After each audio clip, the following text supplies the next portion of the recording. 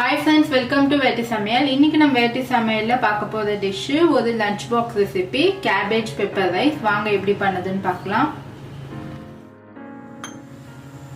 Friends, இங்க பாருங்க நான் இதுல ஒரு 2 tablespoon oil போட்டு ஹீட் பண்ணி வச்சிருக்கேன். இப்போ இதுல வந்து ஒரு சின்ன பீஸ் வந்து இஞ்சி பொடியா நறுக்கி வச்சிருக்கேன். இத ஆட் பண்ணிக்கோங்க.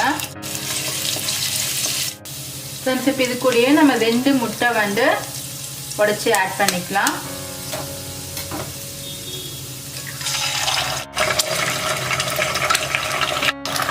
முட்டைக்கு வேண்டிய சால்ட் ஆட் பண்ணிக்கோங்க.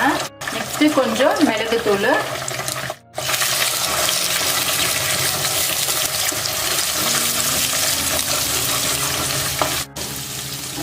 ஃப்ரெண்ட்ஸ் இப்போ இது கூட பச்சை மிளகா நான் ஒரு 3 பச்சை மிளகாய் எடுத்துருக்கேன், ஆட் பண்ணிக்கோங்க. இப்போ நான் வந்து ஒரு 100 கிராம் அளவுக்கு நான் கோஸ் எடுத்துருக்கேன். கோஸ் எடுத்து நல்லா வந்து திருவி வச்சிருக்கேன், ஸ்லைஸ் பண்ணி வச்சிருக்கேன். இதையும் ஆட் பண்ணிக்கோங்க. இதை நல்லா நம்ம நல்லா மிக்ஸ் பண்ணலாம்.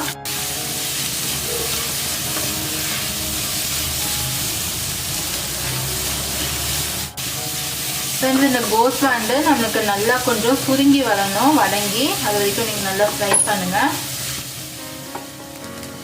ஃப்ரெண்ட்ஸ் இப்போ பாருங்க, இந்த கோஸ்க்கு வேண்டிய நம்ம சால்ட் ஆட் பண்ணிக்கலாம்.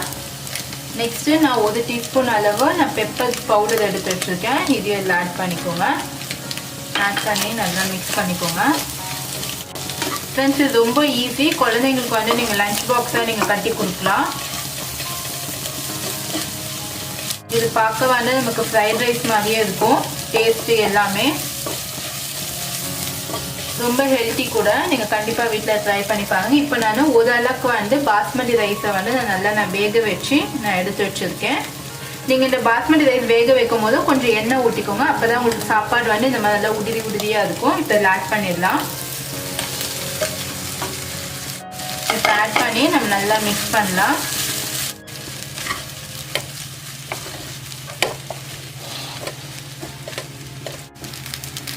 ஃப்ரெண்ட்ஸ் இப்போ பாருங்க, நான் அகைன் ஒரு 1/2 டீஸ்பூன் வந்து நான் பெப்பர் ஆட் பண்ணுறேன். உங்களுக்கு நீங்கள் ஸ்பைசி பார்த்து நீங்கள் ஆட் பண்ணிக்கோங்க.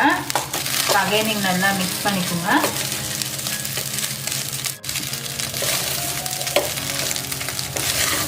ஃப்ரெண்ட்ஸ் ஒரு 2 or 3 டைம்ஸ் வந்து நல்லா இப்படி நீங்கள் மிக்ஸ் பண்ணி விடுங்க, நம்மளுக்கு சாப்பாடு வந்து ரெடி ஆகிடும்.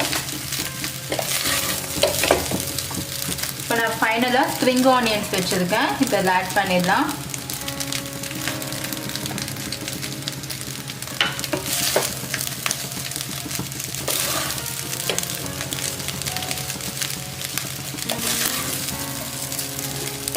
ஃப்ரெண்ட்ஸ் நம்மளோட கேபேஜ் பெப்பர் ரைஸ் ரெடி ஆயிடுச்சு.